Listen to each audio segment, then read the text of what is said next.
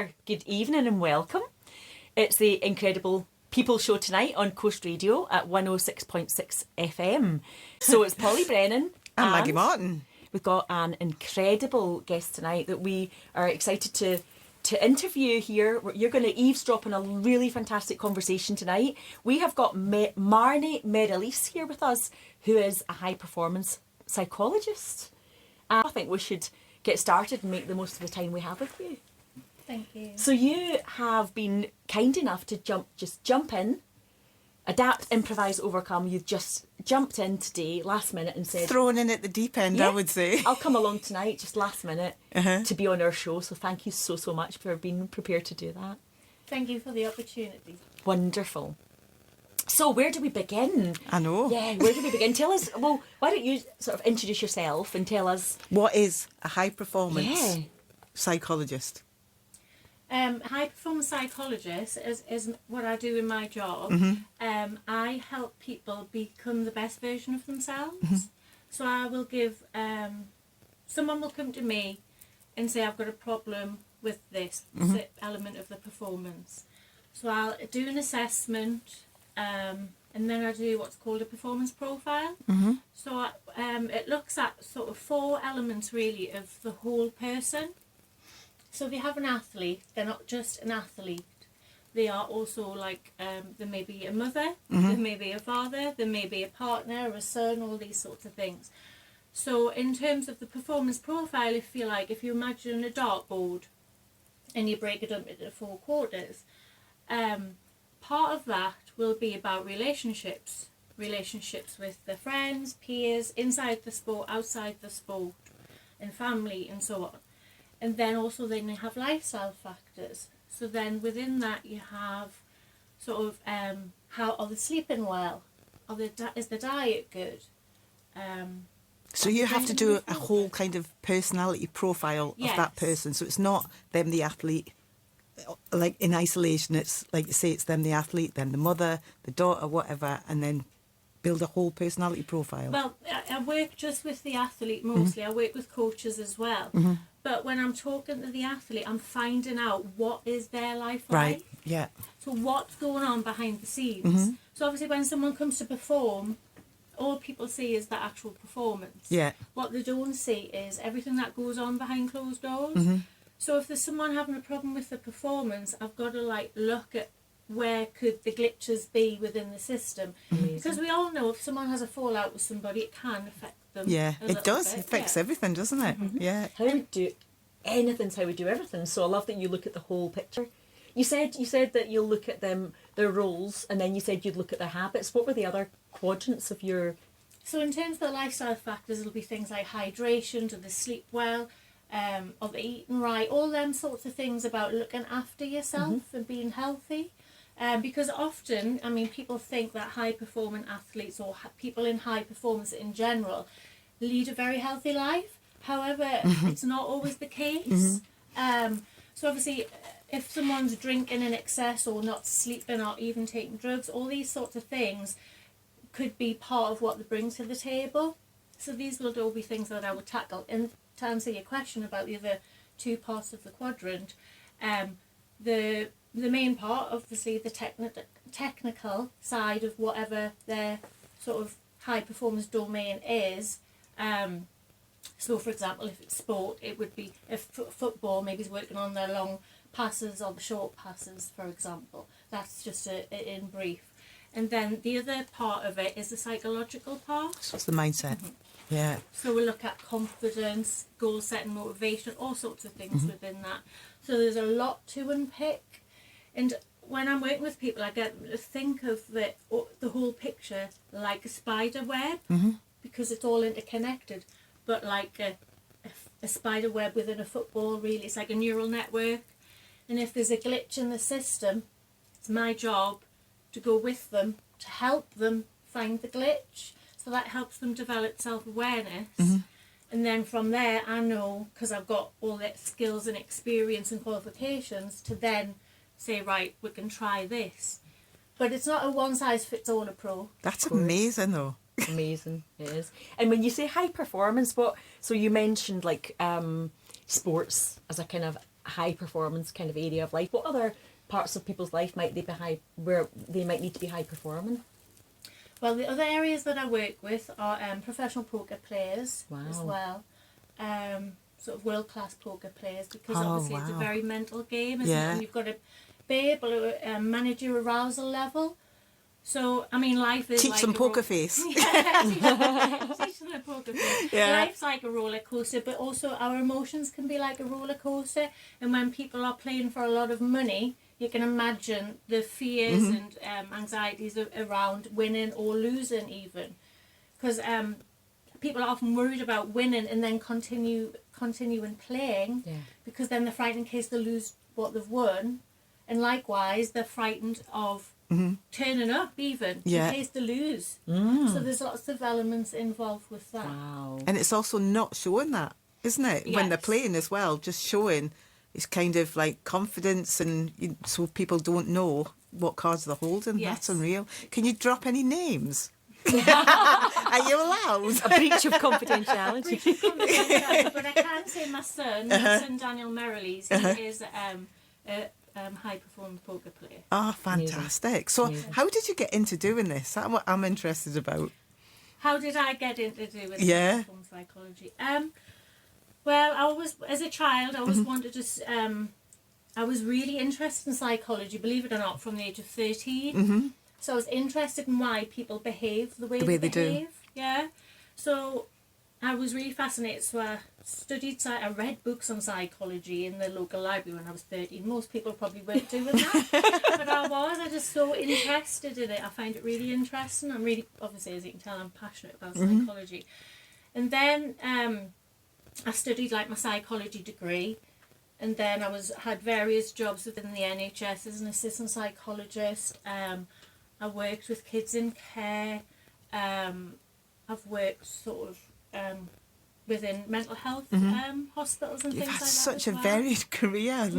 So I started off doing that, and then because I've always been very sporty myself, and I've always been very outdoorsy, I was a little bit in conflict about sort of how certain ways of helping people with mental health, because I think that taking a proactive approach and being healthy and exercising and looking after yourself, practicing self-care essentially, being proactive is very beneficial, sort of nipping something in the bud before it starts, or catching it early.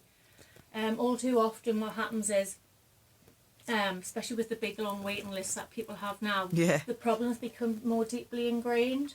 So that was a part of it, and then because I was always interested in sport, I decided to study a Masters in Sport and Exercise Psychology. So that was way back in 2010. Wow. So you're going to be joining us for the rest of the next hour as well. So I work with athletes, I work with professional poker players. I love that. I've done webinars for Ericsson, wow. all sorts of companies as well. Amazing.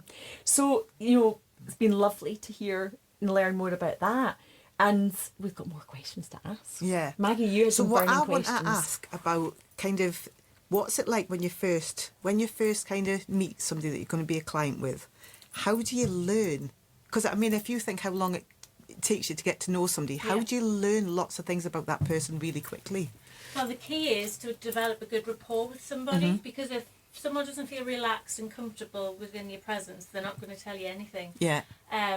So obviously all the years of experience, and just me, my character as an individual, I'm quite easygoing. Yeah. So I think that really helps people feel comfortable and relaxed. And then...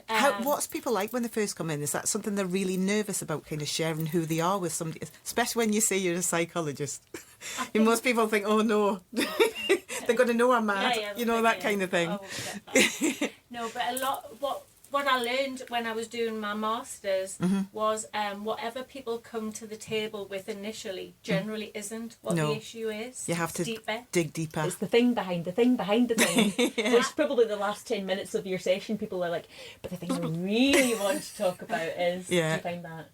Yeah, that can happen, but on the whole, I class it like an onion. I always say to people, it's like an onion, and we've got to peel away the layers to find out what is going on.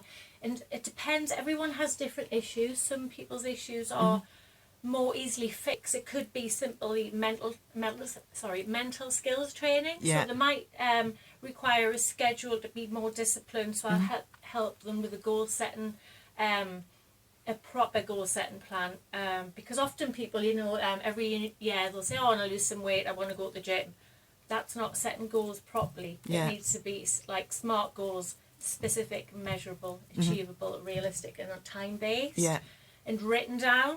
And you need to be accountable for that as well. So are you like that accountability buddy for them as well? Yes, I am that also. But I think my main area, what I help people do, is learn about themselves. So help them develop the self-awareness to look inwards, so they learn who they are and learn what works best for them. So in terms of high performance psychology, I always talk to people and say performance is like a bell-shaped curve. So, and optimum performance is right bang in the middle of that bell-shaped curve. So that's the sweet spot. That's the spot people are aiming to be at. Right. So they've got to engineer that environment, but they can only do that once they know what environment works best for them. Yeah. So Makes sense. Yeah. So if you're under-aroused, you'll be perform below par, but if you're over-aroused, you'll go over the bell-shaped curve and your performance will decline as well. Yeah. So about managing your internal environment so that you can get the best from yourself. Yeah. And how does that kind of manifest in people? What changes do you see in them, as they're kind of working through this process? Well, I've had people when they first came, they thought they've been self-aware. And they even laugh about it now because they've come back. I get a lot and of realise they weren't at all. I get a lot of people who come back, which is good. I think it's testament that they're happy with the work that we do together. And they laugh about it now. They'll say, actually, yes, I said I was self-aware the first time we worked together. He said, no, I'm learning more and more about myself as we go along. Yeah, it's just that thing, because if you think of high-performance athlete that you work with as well, you just think they would already have that mindset, because they'd have to have a pretty strong mindset to get where they are and what they're doing. That's right. That is something that high-performance people actually say within sessions. They'll say, I thought that such and such, whoever they were aspiring to be, would just have it all and not have to go through the process. Yeah. But when I work with people, a lot of the work we do is getting them not to focus on the outcome goal, so winning or losing. It's about the process and performance goals. Yeah. So it's about the daily grind. It's about consistency, and it's about discipline, the sacrifices you have to make. So a lot of the time I say to people, what you see on the top is it's like an iceberg effect. Yeah. So you see the successes or failures, but what you don't see beneath the surface. Everything that's going on underneath that as well. All of that, yeah. So how would you sort of find your clients? Do they find you? Do you find them? How does that bit work? Well, a lot of them come through by recommendation, but I'm on social media. Marnie Merrilees is my handle on all the social media platforms. Yeah. So you can contact me that way. And we will share all your details on our social media and things like that as well. But again, I've gone back to name dropping. You mentioned behind the scenes, about doing a podcast. Do you want to say a bit more about that? Yes, I've got an exciting podcast show coming up. And my first guest is Maggie. Do you know what it was? I was like, oh, I know who that is. When you said, I was like, woohoo. Yeah. So he is the world champion heavyweight bare knuckle boxer. Yeah. Wow. I know. So I'm excited about doing that. And for my debut guest, I'm really looking forward to that. That's fantastic. So what made you think about going into the world of podcasts? I'm looking forward to it. Yeah. Because for so long, all of my career, I interview people, I talk to people. For my masters, I was interviewing professional footballers, professional rugby players from Gateshead Football Club. It was Gateshead Rugby Club then. It's Newcastle, isn't it now? Sorry, it is. Yeah. It's called Newcastle.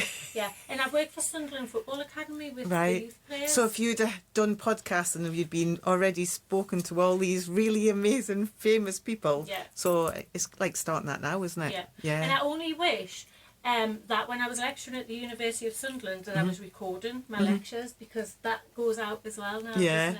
Yeah.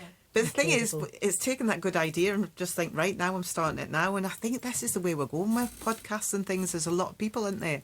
Because it's interesting to listen to people, but you're also going to be recorded in that as well, because that's what I like. I like being able to see who's speaking and. And I think it's really interesting to hear people's journeys. Like, everything isn't roses. Life is a roller coaster. And whilst people see people being successful, it's hard. It takes hard work and dedication and commitment to get there. Definitely. Can we go back to a bit about you again? You've said it was like 13 that you started getting interested about people and kind of psychology. What was it at that age, do you think? You just think, I need to kind of know more? Well, my childhood wasn't a very easy childhood. Both my parents separated when I was 1.5, and my grandma brought me up. And both of my parents had problems with alcohol. So I always wanted to know sort of why do people do the things they do. Yeah. So it was from then really that it stemmed. I always wanted to try and help people be the best version of themselves. I'm passionate about helping people be the best that they can be. So it sounds like you've found your natural skill, you know, and it's like being interested in people at that age and just kind of exploring people, and you've built that into a career, which is amazing. Yeah, I love my career. I'm really passionate about it. Yeah. So is there any kind of other aspirations or any other things that you want to do or want to achieve yourself? You're talking about working with other people around goals. What about you? Is there anything for you? Well, my podcast, getting that up and running, I'd be really happy to get regular things, regular shows out. Yeah. So that's sort of next on the list. I have been travelling around the world of late, so the past couple of years. Tell us a bit about that. Tell us where you've been. I know this is dead exciting. So I've been, last year I went to Bali for 2 months. That was amazing. Just went by myself. Yeah, wow. It was a fantastic experience. So I went swimming with dolphins in the wild. I went all over the place. Washed an elephant, all sorts of things. Wow. As you do. Not many people can say that, can they? That's lovely. No, I really loved it. It was Lovely. a very spiritual place. Yeah. It's a lovely place to go. And then this year I went over to Macau because that's where a lot of the high professional poker players are. Yeah. And then from there I went on a little holiday to Japan, which was an amazing place. I went on the bullet train. That was really fast. Yeah. Exciting. So it sounds like you've been doing a lot about finding you. You know how you used to do that with other people? Is it as easy to do that for yourself? I think in order to be able to help other people, you need to have found yourself first. Yeah, completely. And work on yourself. A lot of what I teach people is helping them develop self-awareness, but also helping them look after themselves within the busy life that we have. And what I have practiced from a young age, obviously being brought up not in an easy environment, was always practicing self-care. Yeah. So say somebody's listening now, you've got a listener and they're just thinking, I could really do with I'm not a high performance athlete, but I really need some kind of support around self-care. Is that the kind of thing they could do? Could they get in touch with you? Yes, they could get in touch with me, and that would be something that we could look at. Yeah. I would do it again. I do like a 15-minute telephone call if someone rings up and see if I'm the best place to work with them, because sometimes it might be a case of referring somebody on to somebody more appropriate. Yeah. But I think sometimes if somebody's heard your voice and they just think, right, I need to speak to this person just to kind of get that definitely. So they can find you on Facebook, Instagram, TikTok, LinkedIn. YouTube. And YouTube. I knew there was one more. She's I don't everywhere. And the thing is, you've got such a unique name as well. You must be really easy to find for that reason. Yes. Which is fantastic. Brilliant. Lovely. Thank you. Oh, there's more questions. We're continuing with our lovely interview. I'm bursting with questions. And we won't have enough time, which means we'll have to have you back. But we are interviewing Marnie Merrilees, who's a high-performance psychologist, who is a local lady who does amazing business with different client groups, and we're learning a lot about how you work and why you do what you do, how you work with people using your unique system to analyse and build self-awareness, and then how to help people really make like life-changing habits to how they live and how they work, which is amazing. So we need you in the world to do your great work. And we've been asking about your podcast, so you're about to launch with a really fantastic first guest, about to start. So exciting times ahead. I did want to ask you a question, because I think one of the things we said off air is that kind of often the coach needs a coach. You know, there's a lot of people that help other people, and you have to help yourself too. So ideally you want to model the things you want to help other people achieve. but it's hard, isn't it? Yeah, like, so, like, it's easy to say stuff, it's easy to profess, but it's hard to practice. So I'm really curious for you, what is the best advice that you give others that you really take to heart for yourself? Good question. It is a good question. It's good, isn't she? I think because of the life I've lived, and I came from hardship and studied hard and worked hard, brought my son up on my own from the age of 21, I think everything that I try and get other people to do, I've experienced myself and I do myself. So I practice what I preach also. Yeah. Because I'd feel like a bit of a hypocrite, to be honest, if I wasn't doing that. But one of the main things, what we mentioned before, is self-care. Looking after yourself, putting your needs first, putting some time aside for yourself, because we all live in a very busy world and there's lots of demands that get pulled in lots of directions, and it's very important just to take some time out for yourself and to give yourself that space, whether it's going for a massage, whether it's going for a haircut, running in the sea. running in the sea. We all like to do that. Yes, that's something that we all do. Yeah. It is very good for your mental health and well-being. It's how common that is now as well. You know, we've got 4 people in the studio now, and we all do it, and it's a lot more common now, isn't it? Yeah. So how did you get into doing it, and how long, had you been doing it for? I'd been doing it for I think it was 2 years ago I set the group up, but I'd been doing it before then. And what was the group called? Remind us what the group was called. Well, it's Marnie's Cold Water, Yeah. and I put and hiking in there as well now, because that's the intention, to do some outdoor because of Amazing. the blue-green effect. Because if you don't know, there's research that suggests that just by being outdoors, amongst trees, amongst blue skies, amongst the sea, it has a beneficial calming effect for your mental health and well-being. Now, as we've all been in the sea, we can all attest to how good you feel afterwards. It's like pressing the reset button, isn't it? Yeah. Very much. There's some research, and again, I think it's called the 3-day effect. It's like just being out in nature for your whole system resets, completely resets, just being outside for, like you say. So it's getting out as much as possible, isn't it? Yeah. Yeah. Definitely. Yeah. One of the things I was going to ask you is around age. Is there a certain age of clientele that you work with, or do you work with kind of any age? I work with any age. So I've worked with, like I said, I worked for Sunderland Football Academy, and I worked with the 9 and 10-year-olds then. So I can work from young players, athletes, to whatever age. There's no limit. Is there a certain age that's more challenging than others? Each age group brings its own challenges. Completely different ones, I would imagine. Yeah. The thing with high performance, what they have in common are the common factors which help them become high performers, such as discipline, consistency, making sacrifices along the way, like not going out with friends, going drinking, and saying no to other unhealthy habits because they're dedicated to the path they've chosen. So you can't have it all. You've got to make a choice, and you've got to make sacrifices along the way. So whatever domain I'm working with, when I talked about the performance profile initially, you can use that across all domains. So poker players, football players, high jumpers, and they will have a very common 4 segments. So in terms of the lifestyle, the social, the psychological, the part that will be a little bit different is the technical, because that's like specific to whatever discipline that you're doing. But it can relate to businesses as well. If you want to a fully functioning team, it needs to have all its cogs in the right place. It's like if you think of a Formula 1 team and how fast they are at changing everything on the car. That comes by a lot of organisation, planning, mental preparation, all of these things. So it's changing that whole culture of an organisation towards like performing better.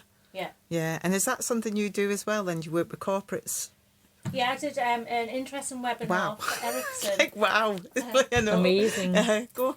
So that was on public, how to manage your anxiety levels when public speaking, because if you imagine there's a lot of people who work for corporations who have to do public speaking, standing up at events, and some of these people haven't been taught how to manage their anxiety. So what kind of levels. tips would you give to anybody that just has to do that? Well, the quickest and most simplest and yet very effective is the breathing, and it is the basic basis of everything else that you will learn. It's like you put one hand on your stomach and one hand on your chest, and you take a deep breath in, and the hand on your stomach should come out when you breathe in, and then when you breathe out, you want your beach body, so it goes out. So just doing that 3 times, like in for 4 and out for 8, it's very, very effective. Even with clients who have panic attacks, it's really helpful, and it's portable, and nobody can see it. Yeah, because I would imagine that just kind of calms you down, slows your thinking down as well, ready to kind of go out.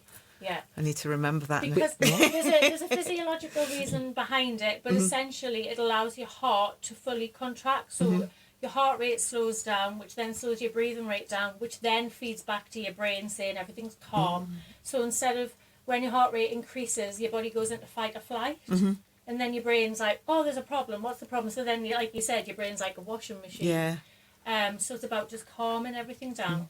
Yeah. Because again, I know when I get up, I'm like, I want to get everything out as quick as possible so I can sit back down again, which isn't, for effective public speaking. So again, thank you for the useful tips. Absolutely. And just the lovely thing about breathwork is it's the one thing we have to do. You have to breathe. You have to do it. And it's amazing to think you can harness the power of your breath, isn't it? Yeah. To actually help you do what you need to do. And what we were just saying before about the cold water therapy. Yeah. Being in the cold water, it really teaches you to use your breath effectively because you need to control your breathing in order to be going in the cold water. So it's a very useful tool for the help with the breath work. As soon as you get into the water, your body says to your brain something's not right here, and your brain says, right, come on, like it's let's control and command, and then you have to kind of allow all that breath, that kind of fast, shallow breathing. You have to let it settle, and then there's that lovely. And then it's that euphoria, and then it takes a little while before you can feel your extremities. I would recommend it to absolutely anybody that hadn't done it before, though, as well. Because for me, again, it's been completely caught up in the moment. It's like absolutely you're present, and it's a very powerful form of meditation because you have to control your breath. Because when you go in the cold water, if you breathe out when you first submerge yourself, it stops that, and then you've lost control of your breath. So if you breathe out when you first go under, and then you take a deep breath in, and you do a calm breath, so you've got control. Yeah. And that's a lot of what anxiety is about. It's about being in control of your own self. Yeah. And a term that I use when I work with clients is you need to learn to be the captain of your ship and the master of your destiny. Yeah. So I help empower people to be in charge of themselves. That's amazing. Absolutely. You said about before as well, it's good to feel uncomfortable, to push yourself out your comfort zone as well. We don't want to be like living lives, with our soft slippers on in a big armchair. You want to kind of get out of that, don't you? Out your comfort zone. 100%. I say to everyone I work with, in order for personal growth, you've got to get comfortable with feeling uncomfortable. There's no growth happens in your comfort bubble, none whatsoever. No, that's where the magic happens, at the end of your comfort zone. No, absolutely. And did we have a question? Yes, from we did. We have a guest last week. We have a question for you. How do you want to leave the world better? I would like to help people develop more self-awareness for what works for them to help people be the best version of themselves. And it sounds like you're doing that. Yeah. It sounds like you're doing an amazing job of doing that. And importantly, for anybody listening who might be thinking, I need to get in touch, and that perhaps like Marnie can help me with something, my performance, or you want to learn more, how can people find you? I'm on all the social media platforms. They can WhatsApp me. My number is on all the social media platforms, so Facebook, Instagram, TikTok, YouTube. Wow. She's everywhere. Amazing. Yeah. And have you got a question for our next guest? Now, we don't tell you who the next guest is. It's just anything you can think of that we can ask our next guest. I always put people on the spot with this one, don't we? Where would you like your next holiday to be? Fantastic. Oh, yes. Sun. Yeah, I know, so excited. Lovely. We've got it. Well, we just want to say a massive thank you. Yeah, you have been an incredible guest. It's been really lovely having you on the show. Have you enjoyed it? Yes, thank you very much for inviting me on. I appreciate the opportunity. Fantastic. Lovely. So you're going to come back? Yes, I'd love Brilliant. to come back. Thank you for coming on last minute and just being awesome. So we're going to have an ad and we're going to have a tune and we'll be back. See you all soon.